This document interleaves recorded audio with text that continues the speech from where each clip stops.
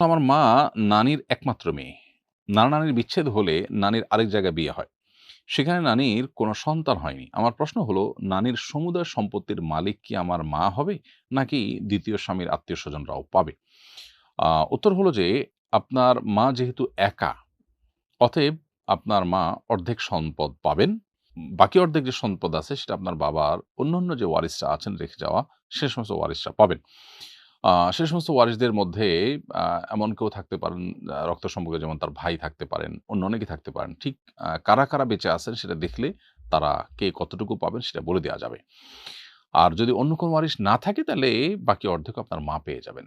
কিন্তু আপনার নানির যে আ আরেকটি বিয়ে হয়েছে, সেখানে যদি কোনো সন্তান হয়নি, সেখানে সেই স্বামী যদি বেঁচে থাকেন তাহলে তার একটা হিস্সা সেখানে থাকার সুযোগ আছে।